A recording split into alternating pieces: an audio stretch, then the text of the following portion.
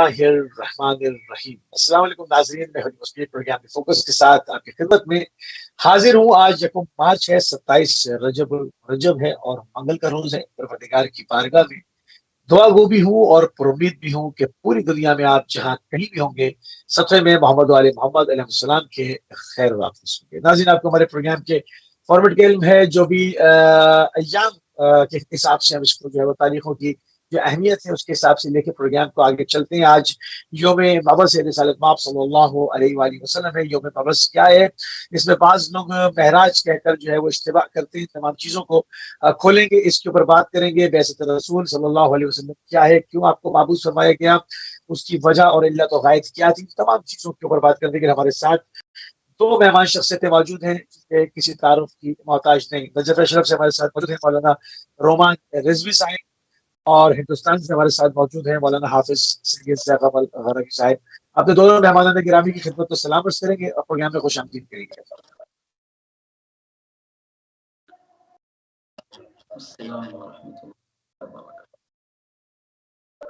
जज़ाकल्लाह जज़ाकल्लाह जज़ाकल्लाह। थोड़ी सी तमीदी गुफ्तगू से नाज़रीन प्रोग्राम का आगाज करेंगे हमेशा की तरह, ताकि ज्यादा से ज्यादा जो है वो चीजें आपके अज़ान रोशन हो सकें और ज्यादा डीपली जो है वो इसको अपने वक्त में रहते हुए कवर किया जा सके। तो रोमान रज़ा रिजवी साहब, रोमान साहब आपकी तरफ आऊंगा। और यानी बैसत से मुराद क्या है? बैसत क्या है?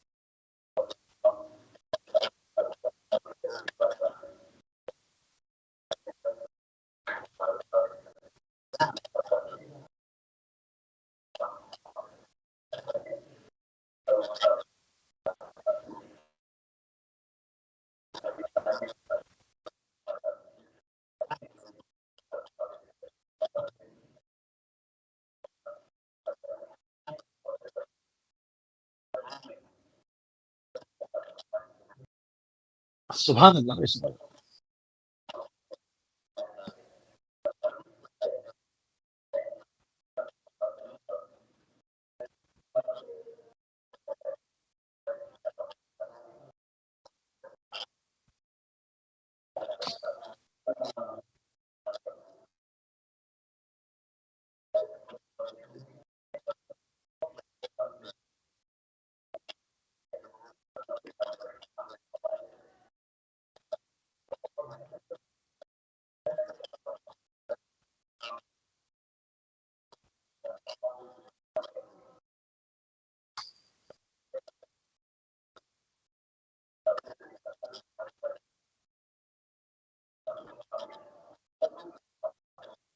रोमान साहब, रो, रोमान साहब आप रिकनेक्ट कर लें, आपकी आवाज आने नहीं जा रही है। रिकनेक्ट कर लें आप, जब तक मैं आप हाफिज साहब के साथ गुफ्तगू करता हूँ।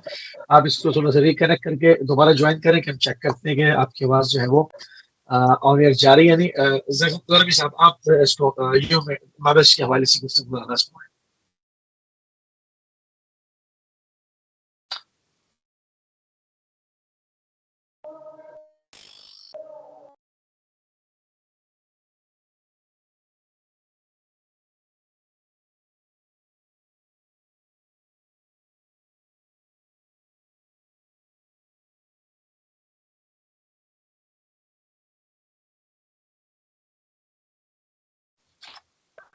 जी रवि साहब, आपको हमारी आवाज आ रही है? कंटिन्यू कीजिए।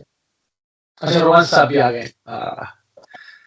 जी जी, हमारी आवाज आ रही है आपको? जखम साहब आवाज आ रही है? जखम साहब आवाज आ रही है? जी जी जी, फरमाइए आप। जी जी, बिस्मिल्लाह, कंटिन्यू कीजिए, कंटिन्यू कीजिए। मुझसे फरमा रहे हैं आप? जी जी जी जी, कंटिन्यू कीजिए आप। जब तक रोमान भाई आते हैं आप कंटिन्यू कीजिए, बिस्मिल्लाह फरमाइए। أعوذ بالله من الشيطان اللعين الرجيم بسم الله الرحمن الرحيم اللهم صل على محمد وآل محمد وعجل فرجهم. بسم اللہ رومان صاحب. اگر رومان صاحب سن رہے تو اپنی بات کو مکمل کر سکتے ہیں. جی جی جی رومان صاحب بسم اللہ.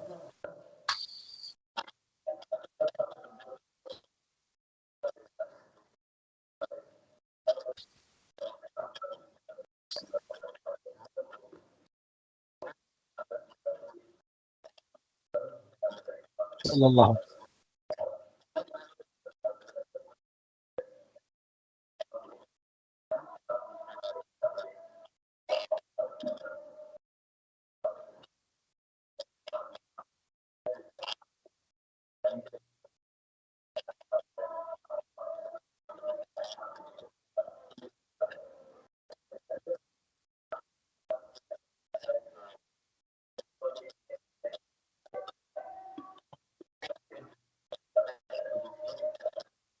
رومان صاحب آپ کی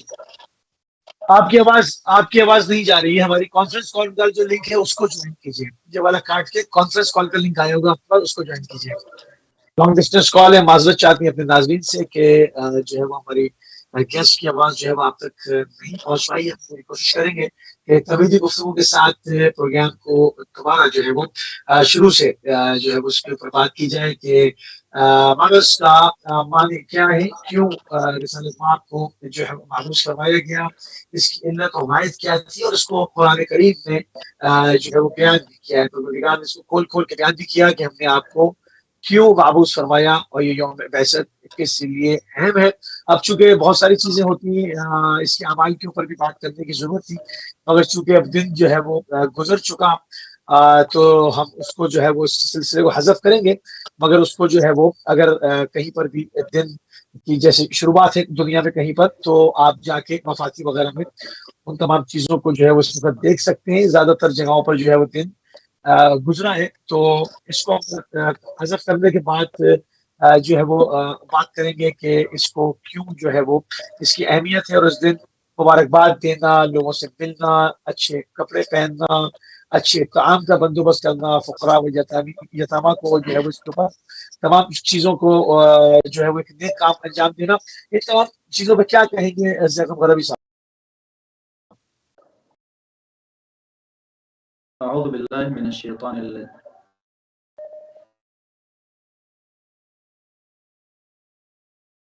رومان صاحب اجازت ہے, آپ کنٹینیو کریں گے؟ اعوذ باللہ من الشیطان اللعین الرجیم بسم اللہ الرحمن الرحیم اللهم عجل لوليك الفرج والعافية والنصر واجعلنا من اعوانه وانصاره. سب سے پہلے تمام مؤمنین کرام بالخصوص امام زمانہ عجل اللہ تعالی فرج شریف کی خدمت میں روز مبعث اکمال دین کے موقع پر مبارکباد پیش کرتا ہوں. جیسا کہ قبلہ مولانا رومان صاحب نے اشارتاً گفتگو فرمائی, روز مبعث کے حوالے سے بعثت 27 رجب المرجب کو رسول اللہ صلی اللہ علیہ وآلہ وسلم کی عمر گرامی 40 سال کی تھی. اس سے پہلے یقیناً رسول اللہ صلی اللہ علیہ وآلہ وسلم تبلیغات میں مصروف رہے, لیکن رسمی طور پر خداوند متعال نے 27 رجب المرجب 13 سال قبل از ہجرت اعلان رسالت کا حکم دیا. جیسا کہ رسول اللہ صلی اللہ علیہ وآلہ وسلم نے کوہ ابو قبیس سے جا کر وہ اعلان جو پہلے چپکے سے یا بعض چیزوں کو نظر میں رکھتے ہوئے انجام دیا کرتے تھے, لیکن وہی اعلان خداوند متعال کے حکم کے مطابق رسول اللہ صلی اللہ علیہ وآلہ وسلم نے کھل کے لوگوں کے درمیان بیان کیا. بعثت کے بہت ہی زیادہ فوائد ہیں, اور جیسا کہ خود ابھی بیان کیا گیا بہت سارے اعمال ہیں اس دن کے. بعثت کے مقاصد بہت زیادہ ہیں, جن مقاصد میں سے ایک مقصد اصلی و اساسی جسے بیان کیا جاتا ہے, جسے خود رسول اللہ صلی اللہ علیہ وآلہ وسلم نے اپنے مختلف عناوین میں بیان کیا، اور جیسا کہ ایک عنوان رسول اللہ صلی اللہ علیہ وآلہ وسلم کا قرآن مجید میں خدا تعالی نے ارشاد فرمایا، جس میں خود حضرت نے فرمایا کہ انما بعثت لاتمم مکارم الاخلاق، میں مبعوث ہوا ہوں تاکہ اخلاقیات، جس کا خلاصہ مفہومی ترجمہ یہ ہے کہ اخلاقیات لوگوں تک پہنچایا جا سکے، لوگوں کے اخلاق کی تربیت یا تزکیے نفس، یہ سارے کے سارے بعثت کے مقاصد ہیں۔ اور جیسا کہ آپ خود رسول اللہ صلی اللہ علیہ وآلہ وسلم کی زندگی نامے کی طرف نظر ڈالیں تو رسول اللہ صلی اللہ علیہ وآلہ وسلم کی زندگی میں اخلاقیات کے مختلف پہلو آپ کو نظر آئیں گے۔ مزید اس پہ روشنی ڈالنے کے لیے، کیونکہ میرے خیال سے رومان صاحب کا نیٹ ورک بھی صحیح ہو چکا ہے، بسم اللہ بسم اللہ بسم اللہ بسم اللہ۔ بہترین گفتگو آپ کر رہے تھے، میں مربوط کر رہا ہوں جس طرح بھی مولانا زغم صاحب نے عرض کیا کہ اعلان رسالت ظاہری طور پہ یوں تو رسول اسلام حضرت محمد مصطفیٰ صلی اللہ علیہ وآلہ وسلم ازل تا ابد رسول ہیں، نبی ہیں، پیغمبر ہیں، وہ اللہ کے رسول، وہ اللہ کے نبی کے جنہیں خداوند کریم نے قرآن مجید میں مختلف القاب، مختلف خطابات سے نوازا ہے، کبھی یاسین کہہ کے پکارا، کبھی مدثر، یہ ایک مفصل گفتگو ہے۔ لیکن آج کا جو دن ہے یہ دن بعثت کا دن ہے۔ بعثت عربی لفظ ہے، عربی ورڈ ہے جس کا معنی یہ ہے کہ ابھارنا، آمادہ کرنا، تیار کرنا۔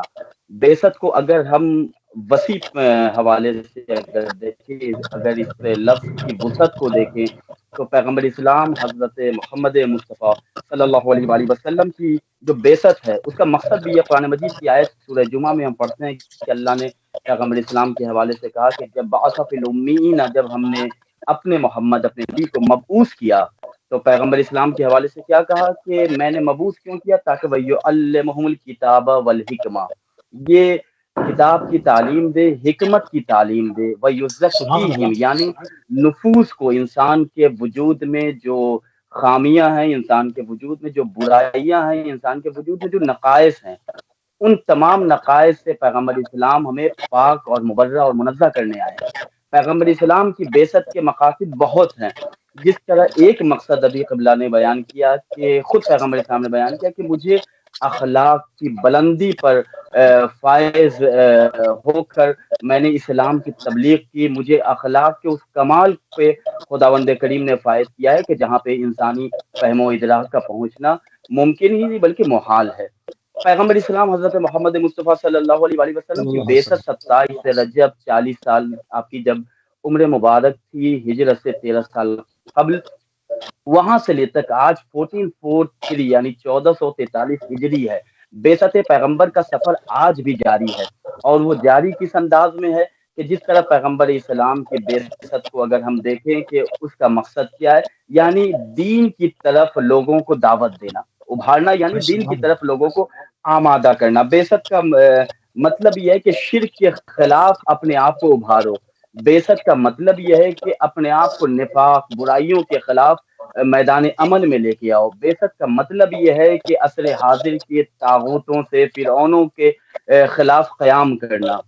بعثت کا مطلب یہ ہے کہ علم و حکمت کے چراغ کو روشن کیا جائے۔ بعثت کا مطلب یہ ہے کہ آج ہم جس سوسائٹی میں، جس معاشرے میں زندگی گزار رہے ہیں، اگر ہمارے معاشرے سوسائٹی میں اگر ظلم و استبداد کا بازار گرم ہے تو ہماری ذمہ داری بنتی ہے کہ ہم یوم بعثت منا رہے ہیں تو ہمارے اندر وہ آواز ہونی چاہیے، ہمارے اندر وہ انقلاب ہونا چاہیے کہ ہم عصر حاضر کے ظالموں کے خلاف آواز اٹھائیں، صدائے احتجاج بلند کریں۔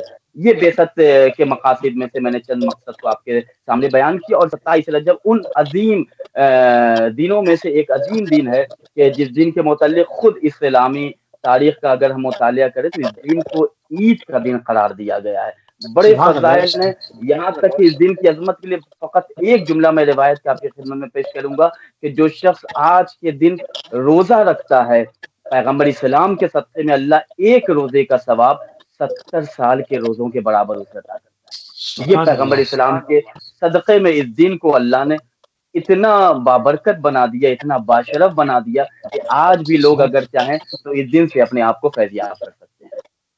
सुभान अल्लाह, बहुत ही खूबसूरत तरीके के साथ यौम बैसत के हवाले से बैसत क्या है, क्यों रिसालत माब सल्लल्लाहु अलैहि वसल्लम को मबऊस बरिसालत किया गया, इसके मुख्तलिफ और बहुत सारे पहलुओं को हम कोशिश करते रहेंगे कि अपने प्रोग्राम में जहाँ तक हमारा वक्त है आपके लिए एक एक लहजे को, एक एक लम्हे को मुफीद बनाया जा सके, उसको कारामद बनाया जा सके, उससे सही जो है वो कमाल इस्तेफादा हासिल किया जा सके। जनाब ज़ैगम हाफिज ज़रवी साहब आपकी तरफ बढ़ेंगे, जिस तरह से अभी क़िबला ने और शुरू में आपने भी इसकी बदतमीज़ी गुफ्तगू से प्रोग्राम का आगाज किया। हम देखते हैं कि एक बहुत बड़ी उम्मत की एक बहुत बड़ी तादाद, एक बहुत बड़ी एक ग्रोह जो है वो आज के दिन महराज की मुबारकबाद दे रहा होता है। बैसत के ऊपर जब बात नहीं करेंगे तो मकसद बैसत को कैसे समझेंगे, बैसत की इल्लत व गायत को कैसे समझेंगे और किस तरह से तज़किये के ऊपर बात करेंगे। यही वजह हम देखते हैं कि हरामखोरी का, लूट मार का, अफरा तफरी का बाजार जो है वो गर्म है। अगर हम बैसत को समझ जाते हैं तो मेरे ख्याल में तमाम चीज़ों को कंट्रोल किया जा सकता था, मगर लोग आज महराज की मुबारकबाद दे रहे होते हैं। क्यों कंफ्यूजन क्यों है इतना बड़ा, वजह क्या है? मेरे ख्याल से इसमें कोई ख़ास वजह नहीं है, बस ये कहा जा सकता है कि थोड़ी सी नादानी है या लाइल्मी है, इसके सिवा कोई ख़ास वजह नहीं है। और एक इल्मी बहस भी इसमें की जा सकती है, वो ये है कि रसूलुल्लाह सल्लल्लाहु अलैहि वसल्लम की मिअराजें अगर आप देखें तो मुख्तलिफ मिअराज हमें मिलती हैं, मुख्तलिफ किताबों में मुख्तलिफ मिअराज, लेकिन एक मिअराज जो एक बुनियादी अक़ीदा है शियायान हैदर कर्रार का, वो मिअराज सिर्फ एक है कि जिसके बारे में खुद खुदावंद मुतआल ने कुरान मजीद में इरशाद फरमाया, सुब्हानल्लज़ी अस्रा बिअब्दिही लैलन मिनल मस्जिदिल हराम इला आखिर। वो जो मिअराज बुनियादी मिअराज है जिस पे अक़ीदा हर इंसान बल्कि हर मुसलमान का होना वाजिब व लाजिम व ज़रूरी है, वो एक मिअराज है। और इसके अलावा बहुत सारी मिअराज का मतलब होता है उरूज, ऊपर जाना, आसमानों की तरफ जाना हजारों मरतबा, बल्कि मैं तो ये कहूँगा वो खिताबत की तरफ बात ना जाए, लिहाजा ये भी बयान करता चलो, मैं तो ये कहूँगा कि भाई ये ऐसे खानवादे हैं, ये ऐसे घराने हैं कि जिनके लिए हर रोज़ शब मिअराज है, ये आसमानों पे आना जाना इसका एक रास्ता है। तो खुलासा इस कंफ्यूजन में रहा आज का दिन, जैसा कि मौलाना ने इशारा फरमाया मुकम्मल तौर पे, आज का दिन मबाअथ है, यौम मबाअथ है। तो आज रसूलुल्लाह सल्लल्लाहु अलैहि वसल्लम को ज़ाहिरी तौर पर बेउनवान रिसालत या बेउनवान रसूल मबऊस किया गया, लोगों पे करार दिया गया, लोगों के हाथों में ये नेमत दी गई। तो ये इस बात की खुशियां मनाई जाए और यही मुबारकबाद पेश की जाए। और रही बात मिअराज की, तो रसूलुल्लाह सल्लल्लाहु अलैहि वसल्लम को बहुत सारी मिअराजें हुई, लेकिन वो एक मिअराज मखसूस कि जिसका तज़किरा रमज़ान मुबारक में होता है, वो अलग है, वो अलग है, बिल्कुल सही। मगर इल्लत व गायत क्या है, क्यों लोग इसको मिक्स क्यों करते हैं? मतलब क्या उलमा की कमी है, कोई मुहद्दिसीन की कमी है, कोई इसके ऊपर लिखा नहीं गया है, इसके ऊपर बात नहीं हुई है? क्योंकि अहले बैत अलैहिस्सलाम के मानने वाले जो है वो इस कंफ्यूजन का शिकार नहीं है अल्हम्दुलिल्लाह। उनको पता है महराज कब है, महराज कब माना नहीं है, मुतअद्दिद महराजें हुई, बड़ी महराज का जिक्र वो कब है, और यौम बैसत क्या, और बैसत के मकासद क्या, इसकी इल्लत क्या है। मगर एक बहुत बड़ा तबका जो कंफ्यूजन का शिकार है, तो इसकी वजह मैं जानना चाहूंगा, क्यों इस पर बात नहीं होती? जिस तरह से, जैसा कि मैंने बयान किया, जिस तरह से दीगर दीनी मसाइल में इख्तिलाफ है, जैसे बहुत सारी शहादतें, बहुत सारी विलादतें, आप देखते होंगे कि बाद शहादतें इराक में मनाई जाती हैं, ईरान में मनाई जाती है, लेकिन हिंदुस्तान में उस डेट में शहादत की कोई खबर नहीं है। या बाद शहादतें हम हिंदुस्तान में मनाते हैं, विलादतें हम मनाते हैं, लेकिन ईरान और इराक में अगर आप जाएं तो आप उसका बरअक्स देखेंगे, आपको नजर नहीं आएगा। तो बाज तारीखें या बाज हवादिस इलाके के हिसाब से शोहरत पाते हैं। बाज मिसाल के तौर पे इमाम जाफर सादिक अलैहिस्सलातु वस्सलाम की शहादत जो हमारी तरफ मशहूर है वो अलग है, और जो ईरान और इराक में मशहूर है वो अलग है। तो मैं कह सकता हूँ सिर्फ इख्तिलाफ तारीखी है, और इसे कोई ख़ास इख्तिलाफ इल्मी भी नहीं कहा जा सकता, क्योंकि जैसा कि मैंने बयान किया कि मिअराज की बहुत सारी तारीखें हैं, बहुत सारी तारीखों पे मिअराज के हवादिस जिक्र किए गए कि मिसाल, हालांकि 27 रजब के हवाले से रिवायत है कि रसूलुल्लाह सल्लल्लाहु अलैहि वसल्लम को 27 रजब को मिअराज हुई, लेकिन उससे भी अजीम है यौम मबअथ, उससे भी अजीम है यौम मबअथ। और जो बड़ी मिअराज की जिसका तसव्वुर किया जाता है, जिसका जिक्र होता है, वो रमज़ान में वाक़या है। بس اتنی سی بات ہے، اور اس میں کوئی خاص میرے خیال سے اختلاف کی کوئی خاص علت مجھے تو نظر نہیں آتی. اگر آپ کے ذہن میں ہو تو بسم اللہ، قابل استفادہ ہوگا.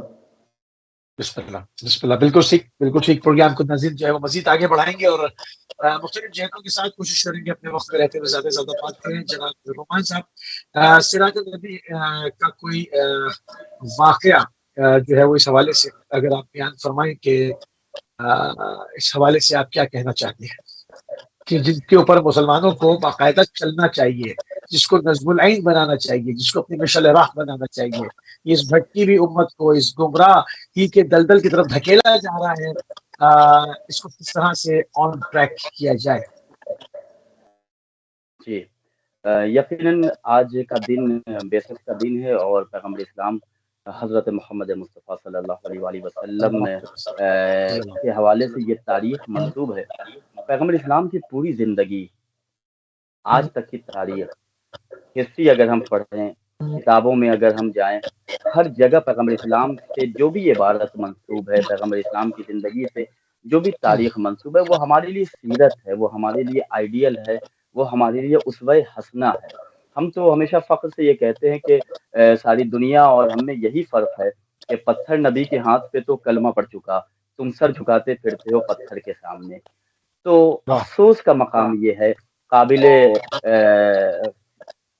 افسوس یہ ہے کہ آج جس پیغمبر اسلام کے ماننے والے ہم ہیں، جن کا کلمہ ہم پڑھتے ہیں، وہ پیغمبر کے جس کا کلمہ پڑھ کے لوگ مسلمان ہوتے ہیں، جن کی سیرت سے بہتر کسی کی سیرت نہیں، جس کی سیرت ایسی ہے کہ امیر المومنین علی بن ابی طالب علیہ السلام بھی جس کی سیرت کو اپنی زندگی کا محور بنا رہے ہوں، جن کی سیرت پہ امام حسن و امام حسین علیہ السلام چل رہے ہوں، اس پیغمبر کی سیرت کو آج مسلمانوں نے بھلا دیا. اس پیغمبر اسلام کے اخلاق کو، جن کو اللہ نے اخلاق کی بلندی کو تمام کرنے کے لیے بھیجا تھا، اخلاق کے اس مینارے پہ فائز کیا تھا کہ جہاں پہ کسی کا پہنچنا ممکن نہیں ہے. آج اگر ہم سیرت پیغمبر، خاص طور سے آج 27 رجب کی تاریخ ہے، ہمیں سوشل میڈیا آج پوری دنیا سوشل میڈیا پہ آج جمع ہے، ہمیں زیادہ سے زیادہ اس تاریخ میں پیغمبر اسلام کی زندگی کی حقیقی تصویر کو پیش کرنا چاہیے. پیغمبر ہیں کون؟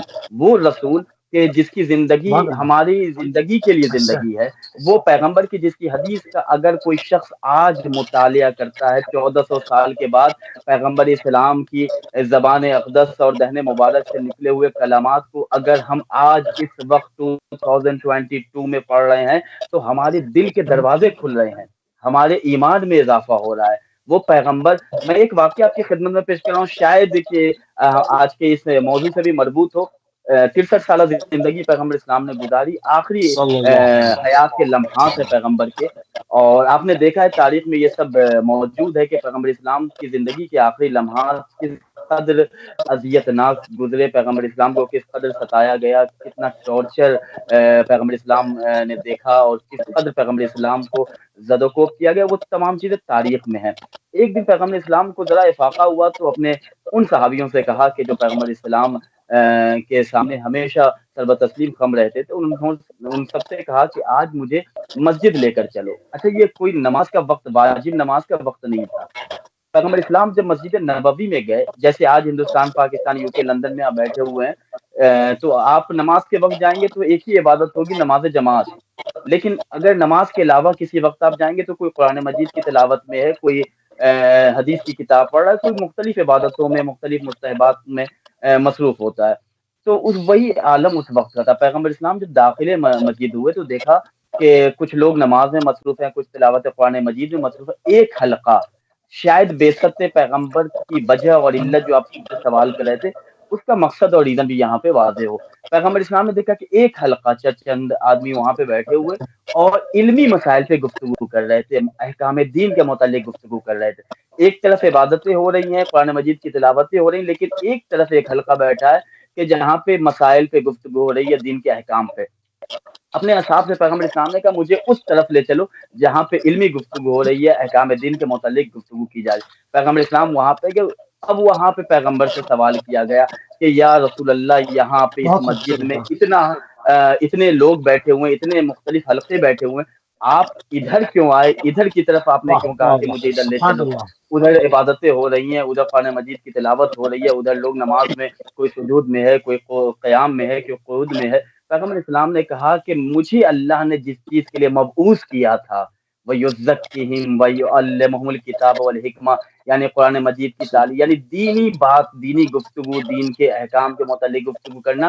جب علم کی گفتگو کی جائے گی تو علم کی گفتگو کا آفتاب اتنا اثر انداز ہوتا ہے کہ پھر انسان کسی اندھیرے میں نہیں رہے گا. آج پرابلم یہ ہے کہ ہمارے یہاں جہالت کا اندھیرا اتنا زیادہ ہے کہ ہم اپنی نہ ظاہری آنکھوں سے ہم علم کے چراغ کو دیکھ رہے ہیں، نہ باطنی نگاہوں سے. جب ظاہری آنکھیں ہماری صحیح نہیں ہے تو باطنی آنکھیں کہ جو پیغمبر کے بغض و عداوت میں آج اگر دیکھا جائے تو امت مسلمہ اہل بیت اطہار علیہ السلام سے بغض و عداوت میں جس طرح لمحہ لمحہ اپنی زندگی کو گزار رہی ہے، تو یہی وجہ ہے. تو پیغمبر اسلام کی زندگی اور مبعث پیغمبر کا مقصد تھا علم و حکمت کی تعلیم دینا، لوگوں کو علم کی طرف رہنمائی کرنا، لوگوں کو اس چیز کی طرف لے کر جانا کہ جہاں پہ زندگی کی باتیں ہوں.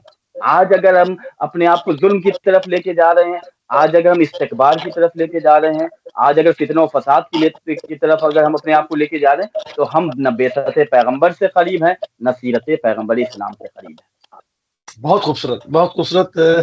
آگے اگر ابھی اسی بات کو تھوڑا سا کنٹینیو کروں گا میں آپ کے ساتھ کہ جہالت کا اندھیرا آخر پھیلا کیوں. رسالت مآب صلی اللہ علیہ وآلہ وسلم نے تزکیہ کو جس لیے آپ مبعوث کی فرمائے گئے تھے، جس لیے آپ کی بعثت ہوئی تھی، اس کو کھول کھول کے بیان کیا اور تمام چیزوں پر علم و فضل کے اوپر، جس طرح سے ابھی رومان صاحب نے بھی اس واقعے کو بیان کیا، تمام چیزوں کو آپ پوری زندگی کرتے رہے، مگر یکا یک آپ کی آنکھ بند ہوتی ہے اور اس کے بعد جو ہے وہ اہل بیت علیہ السلام کو پیچھے کر دیا جاتا ہے اور جہالت کا اندھیرا پھیلنا شروع ہوتا ہے. اس کے سائے اس قدر گہرے ہو جاتے ہیں کہ آج پوری دنیا پر میں اگر دیکھا جائے تو وسائل کے حساب سے مالا مال امت، مین پاور کے حساب سے مالا مال، بہت بڑی تعداد ہے ماشاءاللہ، ٹھیک ہے، پیسہ بھی بہت ہے، سب کچھ ہے.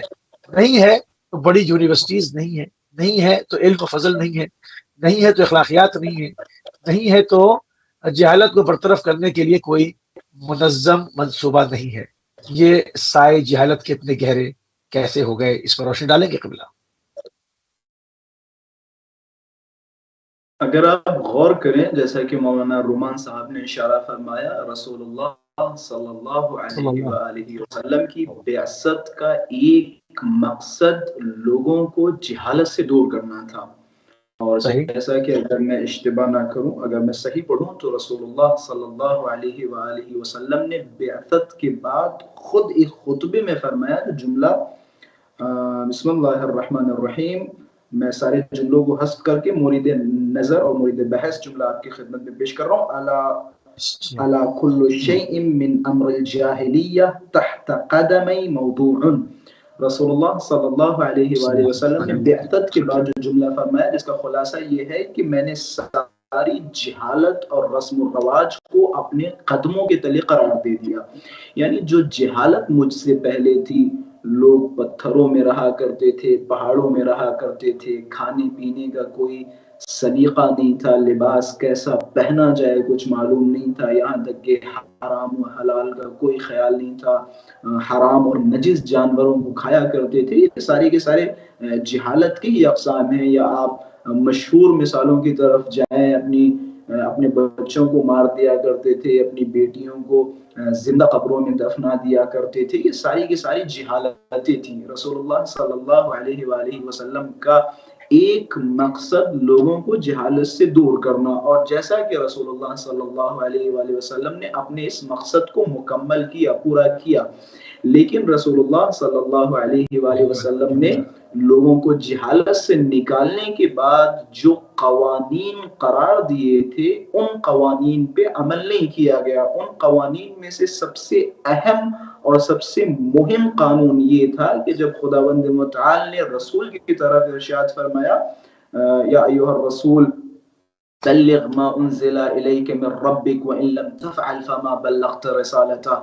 رسول اللہ نے سارے قوانین اور وہ قرآن مجید کی آیتیں اور نمیدونم ساری چیزوں کی تفسیر اور تعویل لوگوں کے سامنے بیان کی. بیان کرنے کے بعد پھر حضرت نے فرمایا یہ ساری کی ساری چیزیں ہم نے بیان کر دی، لیکن ان کی حفاظت کے لیے کسی اہم شے کی ضرورت ہے، حبل اللہ المتین کی ضرورت ہے، اللہ کی مضبوط رسی کی ضرورت ہے۔ اور خود خدا نے فرمایا اے رسول آپ نے سب کچھ پہنچا دیا، لیکن اگر یہ جو پورا اس تمام تبلیغ کا نچوڑ ہے اور ثمرہ ہے، اگر یہ آپ نے نہیں پہنچایا تو گویا خود آپ کی وہ محنتیں، آپ کی وہ کوششیں اور کاوشیں رائے گاہ چلی جائیں گی۔ رسول اللہ نے غدیر کے میدان میں، وہ غدیر کا پس منظر میں اسی چینل پہ آپ کے سامنے بیان کر چکا ہوں۔ رسول اللہ نے امیر المومنین کو بلند کر کے من کنت مولاہ فہذا علی مولا، دوبارہ بیان ہو اس کے جائے بعد پھر حضرت نے فرمایا کہ دوبارہ تھوڑا سا بیان ہو جائے، یاد رکھو جو بھی ان سے محبت کرے گا اللہ اس سے محبت کرے گا،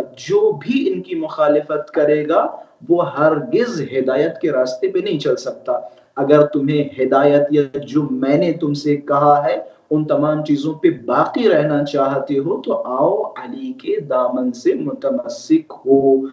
اب جو آپ نے فرمایا کہ رسول اللہ جو کہ اخلاقیات کو درست کرنے کے لیے مبعوث ہوئے تھے، جہالت کو دور کرنے کے لیے مبعوث ہوئے تھے، لیکن اس کے باوجود معاشرے میں جہالت بھی ہے، اخلاقیات سے بھی لوگ دور ہیں، عدالت بالکل نہیں ہے، یہ ظلم و ستم ہے۔ کیا مقصد ہے، کیا غرض ہے؟ تو میں کہوں گا اس کی وجہ اور اس کی علت یہ ہے کہ جو رسول اللہ نے اہم شے کی طرف اشارہ کیا تھا، لوگوں نے اس اہم شے کو فالو نہیں کیا، لوگوں نے اس اہم شے کا انکار کیا، اور خود خدا نے اسی وقت ان سے کہہ دیا تھا کہ دیکھو یاد رکھو اگر تم نے اس کا دامن چھوڑا تو دنیا کی کوئی شے تمہیں بچا نہیں سکتی۔ یعنی مولا امیر المومنین کا انکار، مولا امیر المومنین کی ولایت کا انکار، انکار ہے یقیناً جس نے علی کا انکار کیا اس نے رسول کا انکار کیا، اور جس نے علی کی امامت کا انکار کیا اس نے رسول کی رسالت کا انکار کیا، اور جس نے غدیر کا انکار کیا اس نے 27 رجب المرجب کی بعثت اور بعثت رسالت کا انکار کیا۔ اللہ اکبر، اللہ اکبر۔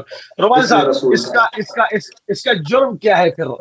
اس کے جرم کی سزا کیا ہے؟ اس کا یہ کتنا بڑا جرم ہے کہ اصل یعنی جس چیز کے اوپر قرآن کے ہم نے آپ کو اس حوالے سے مبعوث کیا، ایک آدمی اس کا ہی انکار کر رہا ہے اور اس کے بعد بھی مسلمان بنا بیٹھا ہے، یہ سب کیا ہے؟ کیا ہو رہا ہے؟ یہ سب اس کے اوپر کیا کہیں گے رومان صاحب؟ غدیر کا انکار، بعثت کا انکار یعنی کفر اور جہالت کے اندھیرے میں الٹے پیروں واپس چلے جانا، اور اس کے بعد اسلام کا ٹائٹل لے کے بیٹھے ہوئے ہیں، کچھ لوگ مفتی بنے گھوم رہے ہیں، کچھ پتہ نہیں کیا کیا اپنے نام کے ساتھ لگائے ہوئے۔ تو بھائی بعثت کا انکار، پہلے بعثت کو تو قبول کرو، کیا کہیں گے اب اس پہ؟ جی، قرآن مجید کے پہلے سورے میں یہ اللہ نے صراط الذین انعمت علیہم کہ وہ راستہ کہ جن ایسے لوگوں پر، ایسی شخصیتوں پر کہ جن میری نعمتیں نازل، ان کے راستے پر تم چلو، ان کے راستوں کے اپنے آپ کو مسافر بناؤ۔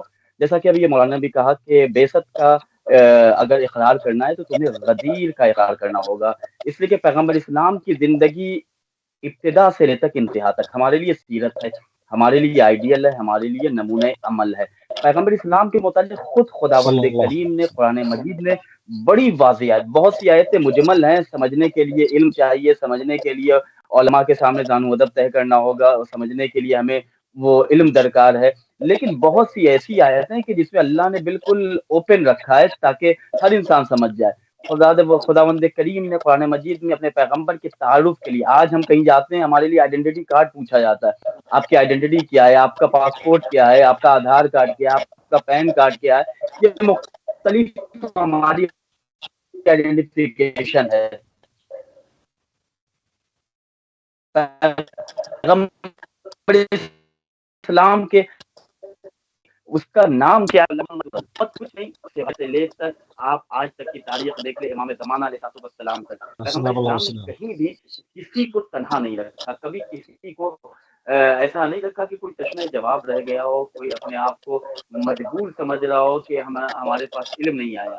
تو پیغمبر اسلام نے چھوٹی سے چھوٹی چیزیں، آج آپ دیکھیں انشاءاللہ ماہ مبارک رمضان ابھی آنے والا ہے، مسواک کرنے کا طریقہ کیا ہے، ہم کس طرح بیت الخلاء میں جائیں، کون سا قدم پہلے رکھیں باہر نکلنے کے لیے، کس قدم کو پہلے ہم باہر لے کر آئیں، ہم کس انداز میں روز جمعہ کون سا لباس پہنے، لباس کا رنگ کون سا ہونا چاہیے، یہ چھوٹی سی چھوٹی چیزوں کی تعلیم پیغمبر اسلام دے کر گئے اور اپنے بعد بیست کے مقصد کو نامکمل کر کے چلے جائیں گے. بیست کے محافظ پیغمبر اسلام نے کوئی انتظام نہیں کیا ہوگا. یہ سوچنے کی بات ہے. اگر آج بھی الحمدللہ کل پرسوں میری ایک بات ہو رہی تھی, یو ایس کے ایک پروفیسر ہیں, ان سے گفتگو ہو رہی تھی, اہل سنت مسئلے سے ان کا تعلق ہے, لیکن انہوں نے ایک جملہ کہا کہ مولانا میں خاندانی مسلمان نہیں ہوں, بلکہ میں نے اسٹڈی کر کے اہل بیت علیہ السلام کے دین کو سمجھا ہے, اور جب میں نے اسٹڈی اور میں نے مطالعہ کیا تو آج میں یہ میرے رہنمائی کے لیے قرآن مجید کی وہ آیت کافی کارفرما ہوئی, صراط الذین انعمت علیہم, وہ راستہ کون تھا, وہ لوگ کون ہیں کہ جن پر اللہ نے نعمتوں کا نزول کیا ہے. تو وہ کہتے ہیں کہ جب بھی میں یہ آیت پڑھتا تھا تو میں سوچنے پہ مجبور ہوتا تھا کہ آخر وہ شخصیتیں کون ہیں, اور وہ کہتے ہیں کہ پھر میں محمد علی فاطمہ حسن حسین علیہ السلام ان شخصیتوں کو دیکھتا ہوں تو پھر میرے اپنے قریبی لوگ مجھ سے کبھی کبھی نزاع کی حالت میں گفتگو کرنے لگتے ہیں, تم کدھر جا رہے ہو, تو میں کہتا ہوں میں ادھر جا رہا ہوں جدھر اللہ نے کہا صراط الذین انعمت علیہم, کہ میرے خدا نے میرے لیے رہنمائی کی ہے. تو آج سب سے بڑا اگر المیہ دیکھا جائے, سب سے بڑی مشکل اگر ہم دیکھیں تو اس کی وجہ یہ ہے کہ آج اہل بیت علیہ السلام سے جو دعوت ہے یا محمد علیہ السلام سے جو اظہار بیزاری کی جا رہی ہے, اس کا ریزن آج آپ خود دیکھ لیں. جرم آپ نے پوچھا, جرم یہ ہے کہ اللہ کی توحید کا اقرار کرنے کے بعد, محمد مصطفیٰ صلی اللہ علیہ وآلہ وسلم محمد رسول اللہ کا کلمہ پڑھنے کے بعد, خانہ کعبہ جیسا مقدس بیت خدا کو اپنے دل کے قریب کہنے کے بعد بھی مسلمان در بدر کی ٹھوکر کھا رہا ہے. کیا وجہ ہے؟ قرآن مجید کے بسم اللہ الرحمن الرحیم جس کا آغاز ہے, اس آغاز سے رحمت کی آیت کے بعد بھی مسلمان دہشت سے آج پہچانا جا رہا ہے. دہشت کے حوالے سے اس کی پہچان ہو رہی ہے. آخر ریزن کیا؟ مسلمانوں کو مطالعہ کرنا چاہیے کہ آخر تاریخ میں کس پلیٹ فارم سے اسے ہائی جیک کر لیا گیا کہ آج یہ گمراہیوں کے دلدل میں پھنسا ہوا ہے. تو بیست اگر منانا ہے تو ہمیں پیغمبر اسلام کی ان تمام چیزوں کو حاصل کرنا چاہیے جس کو پیغمبر دے. خود قرآن میں خداوند کریم نے کہا پیغمبر جو دے اسے لے لو, اس سے روکیں اس سے رک جاؤ.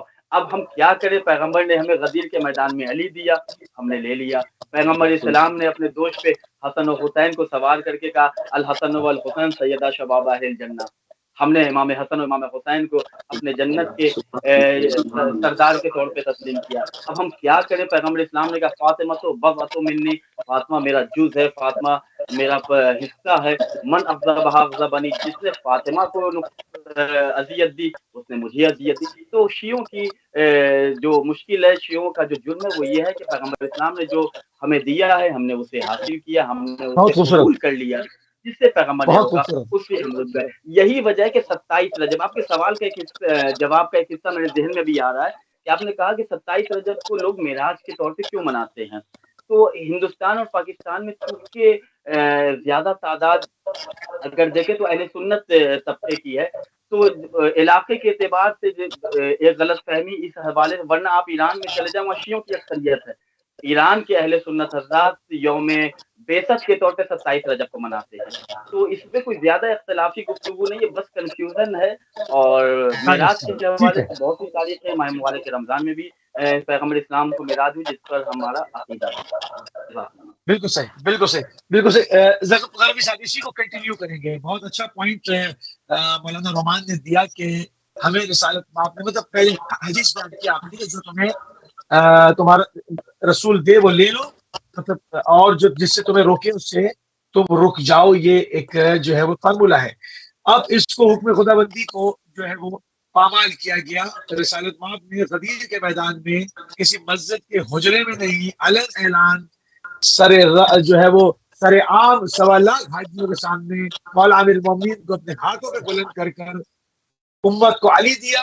لوگ سقیفہ میں گھس گئے.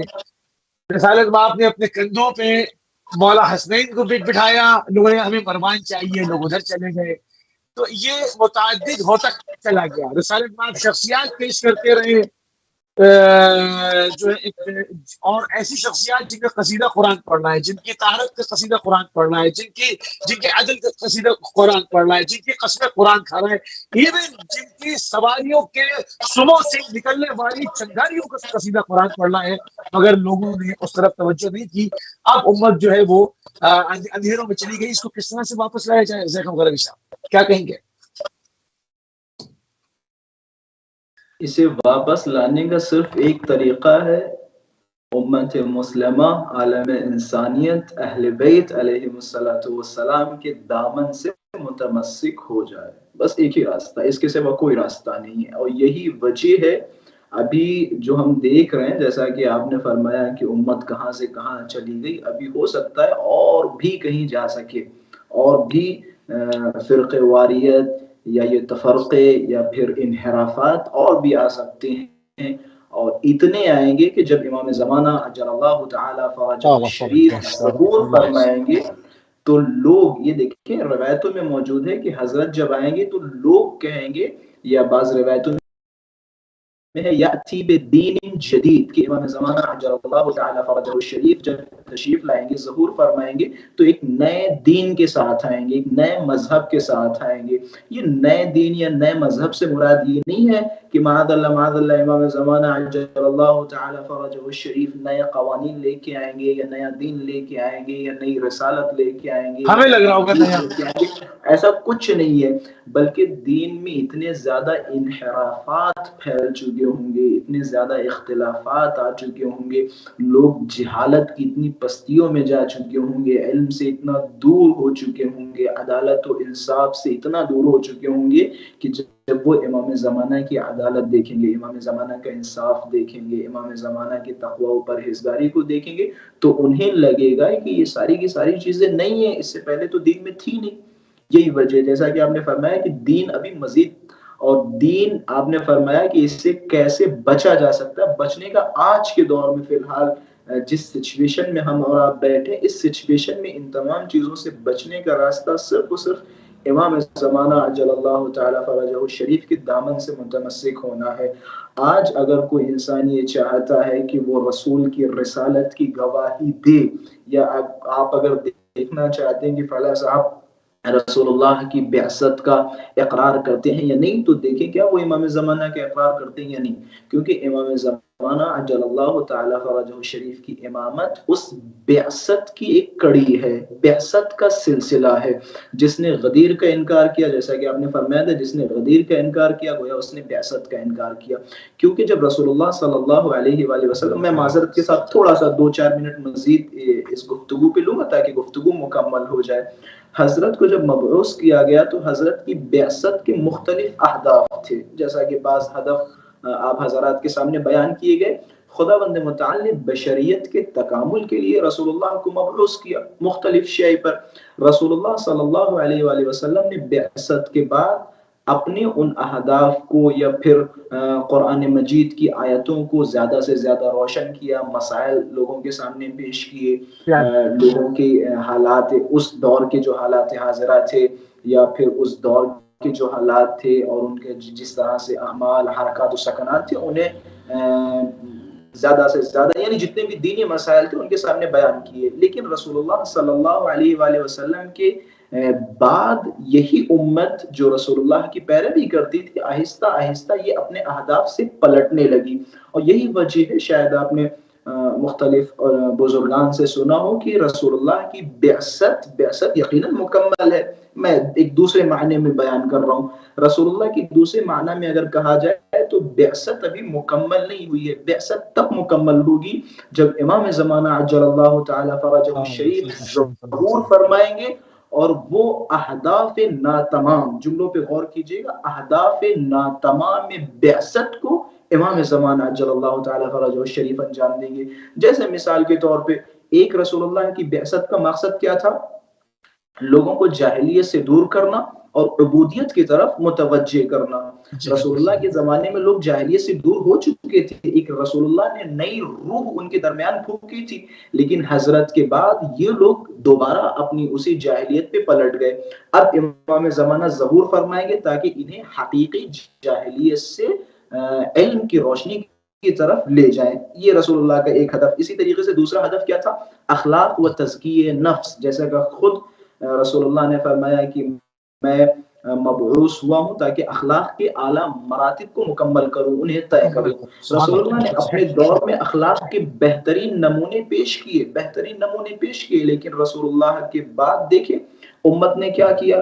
خود رسول اللہ کے خانہ وادی کے ساتھ وہ رسول کے جس نے دشمنوں کے سامنے اخلاق کے بہترین نمونوں کو پیش کیا ہو، اسی امت نے بعد رسول کی امت کے ساتھ کیا کیا، رسول کے اہل خانہ کے ساتھ کیا کیا، رسول کے گھر والوں کے ساتھ کیا کیا. امام سجاد میں مصائب کے جملے بیان نہیں کرنا چاہ رہا ہوں، لیکن امام سجاد کا اگر وہ جملہ یاد کریں کہ جس میں حضرت نے فرمایا کہ اگر میں نے نانا رسول اللہ حکم دیتے کہ میرے اہل خانہ کو، میرے ان اہل بیت کو مارنا، پیٹنا یا ستانا یا ان پہ ظلم ڈھانا، تو یہ اتنا ظلم نہ ڈھاتے جتنا انہوں نے ہم پہ ظلم ڈھایا. تو ایک تو دوسرا ہدف کیا تھا؟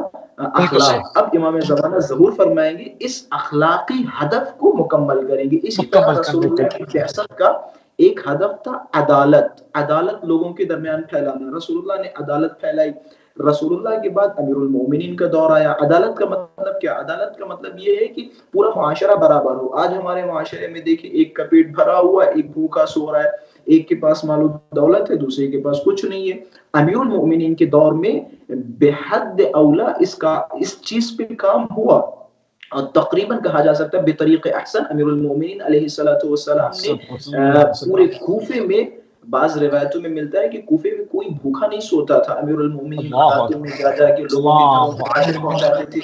ایک بہترین عدالت کے فیصلے امیر المومنین نے کیے. لیکن حضرت کے بعد دیکھیں پھر معاشرہ اسی شے پہ پلٹ گیا. پھر اسی طریقے سے اگر آپ دیکھیں وحدت جامعہ، وحدت اتحاد، آپ رسول اللہ کے زمانے میں دیکھیں گے آپ اتحاد، امیر المومنین کے زمانے میں اتحاد پہ. لیکن یہ سارے کے سارے اہداف بعثت ہیں، اور یہ بھی ہمیں بھی پتہ ہے اور آپ کو بھی پتہ ہے کہ یہ نامکمل اہداف ہیں. نہ ہی اخلاق معاشرے میں وہ اخلاق ہے جو رسول اللہ نے پہنچایا، نہ ہی وہ علم ہے جو علم رسول اللہ نے پہنچایا، جو رسول اللہ نے فرمائی. اب یہ سارے کے سارے اہداف کب مکمل ہوں گے؟ جب امام زمانہ کا ظہور ہوگا. یہ معاشرہ، یہ دنیا عدل و انصاف سے بھر جائے گی، کما ملئت ظلما و جورا، جس طرح سے جور سے بھر چکی ہوگی. تو خلاصہ کلام امام زمانہ کے ظہور میں ہم سب کی نجات ہے. یہ جتنی بھی خرافات ہیں، یہ جتنی بھی انحرافات ہیں، یہ امام زمانہ کے ظہور سے حل ہونے والے ہیں. اس سے پہلے کوئی طریقہ کار نہیں ہے. بالکل صحیح. زمینہ سازی کیسے کریں؟ مولانا رومان صاحب، چونکہ اب یہ بات طے ہے، بالکل درست بات ہے کہ اسی خاندان سے پروردگار نے ہم کو، آپ حضرت بقیت اللہ بھی کہتے ہیں، پروردگار نے بقیہ کیا ہے کہ وہ آئیں اور جو ہے وہ ان سارے کارے رسالت کو، جو لوگوں نے اس کو تعطل کا شکار کیا، اس کو جو ہے وہ الٹانے کی کوشش کی، اس کو دوبارہ مستحکم کر کے اور ان تمام بعثت کی جو اہداف تھے اس کو مکمل کر دیں. تو ہماری ذمہ داری زمینہ سازی کی بنتی ہے. ہم زمینہ سازی کس طرح کریں؟ ہمارے پاس 3 منٹ ہے. بسم اللہ. جی، ہم دعائے ندبہ میں پڑھتے ہیں نا، بقیت اللہ کی عرض ہے، این الطالب و بدم المقتول بکربلا، این الحسن و این الحسین. ہم ان فقروں سے اپنی روح کو تازہ کرتے ہیں، اپنی روح میں تازگی پیدا کرتے ہیں، اور اس کا انتظار کرتے ہیں کہ جو بعثت پیغمبر کا محافظ ہے، جو بعثت پیغمبر کے سفر کو مکمل کرنے والا ہے اور اس منزل مقصود تک پہنچانے والا ہے، کہ جہاں پر ساری دنیا کی نگاہیں آج ٹکی ہوئی ہیں. عصر حاضر میں 2 ممالک کے درمیان آج جنگ و جدال کا جو بازار ہمارے سامنے، ہماری نگاہوں کے سامنے آج ہے، کہ ساری دنیا کی آنکھیں اشکبار ہیں کہ ظلم ہو رہا ہے، ایک طرف ظالم ہے، ایک طرف مظلوم طبقہ ہے. تو یہ تمام چیزوں کی نجات، اگر ان تمام برائیوں سے اگر ہم نجات حاصل کرنا چاہتے ہیں، تو اسی عدل الہی کے مظہر کی طرف ہمیں اپنے ذہنوں کو مبذول کرانا ہوگا. اسی کے انتظار میں ہمیں پلکیں بچھانی ہوں گی کہ جو ہر مسئلے کا، تمام مسائل کا جو حل ہے، جو ہر مشکل کے لیے عصر حاضر میں مشکل کشا ہے، اسی جواب سے حضرت امیر المومنین علی بن ابی طالب علیہ السلام نے مقدس اردبیل رحمۃ اللہ علیہ سے، کہ جب آپ اپنے علمی مسائل کو بارگاہ امیر المومنین میں پیش کرتے تھے تو مولا متقیان نے ان کی رہنمائی کی تھی کہ اس وقت اس دور کا امام تمہارا میرا فرزند مہدی قائم ہے، تم اس سے رجوع کرو. تو अमीर मोमिनीन पहले इमाम ने आखिरी इमाम की तरफ हमारी रहनुमाई फरमाई है कि तुम उस इमाम के लिए अपने आप को आमादा करो। अब ज़मीन साज़ी हमें किस तरह अपने आप को से बेदार करना है। आयतुल्लाह तकी बहजत रहमतुल्लाह अलैह का जुमला मुझे याद आ रहा है। आपसे जब किसी नौजवान ने पूछा कि आका इमाम ज़मान अलैहिस्सलाम का ज़हूर कब होगा, इमाम ज़मान अलैहिस्सलाम कब आएंगे, तो उन्होंने कहा कि हम पहले ये कहते थे कि जो लोग अभी बच्चे हैं वो इमाम के ज़हूर को दर्द करेंगे, लेकिन जो अलामतें हैं, जो आज हालात हैं, मैं अब खुशी से कहूँगा कि इंशाअल्लाह वो दिन बहुत करीब है कि हम अपनी आंखों से इमाम ज़मान अलैहिस्सलाम के ज़हूर पुरनूर को देखेंगे। ज़मीन साज़ी ये करना है। आपसे जब कहा गया तो आपने कहा कि सुबह से लेकर शाम तक जब तुम पूरा दिन गुजार लो, रात में बिस्तर पे सोने से पहले अपने नफ्स से सवाल करो, आज तुमने क्या-क्या अच्छा काम किया, क्या-क्या तुमने ऐसा काम किया जिससे तुम्हारा नफ्स खुद तुमसे मुतमईन नहीं है, तुम पे मलामत कर रहा है। अगर तुमने अच्छाइयों की तरफ ज्यादा कदम बढ़ाया तो इमाम ज़माना अलैहिस्सलाम की तरफ तुम रवा दवा। बिल्कुल सही। अल्लाह की बारगाह में दुआ भी करते हैं कि खुदा हम सबकी इस इबादत को कबूल फरमाए और बारगाह अमीर मोमिनीन से ईदी के तौर पे हम मौला की बारगाह में तालीम है कि मौला हम सबको इमाम ज़माना अलैहिस्सलाम की मार्फत और नुसरत करने की तौफीक करामत फरमाए। जज़ाकल्लाह। अपने दोनों मेहमानों के इंतहाई मशकूर हैं और इंतहाई ममनून हैं। मौलाना ज़ैगम अल-गरबी साहब आपको शामिल हुए, आपके साथ हिंदुस्तान से, और मौलाना रोमान नज़ीर साहब को शामिल हुए जवाद अमीर मोमिनीन का जफर अशरफ से। हम इंतहाई मशकूर ममनून हैं। आपने कीमती टाइम एक मरतबा फिर अहले बैत टीवी को दिया और इस अहम तरीन मौजू के ऊपर यौम कब्ज़ पे बड़ी कमी गुफ्तगू होती है। इसके ऊपर हमने पूरी कोशिश की कि अपने वक्त में रहते हुए रसूल पाक सल्लल्लाहु अलैहि वसल्लम के जो अहदाफ है जिसके लिए आपको मामू से रिसालत किया गया, जिसके लिए आपकी बहसत हुई, उनको खोल खोल के बयान कर दिया जाए। इस वक्त हमारे प्रोग्राम का टाइम तो तमाम हो गया। इंशाअल्लाह हमारी और आपकी अगली मुलाकात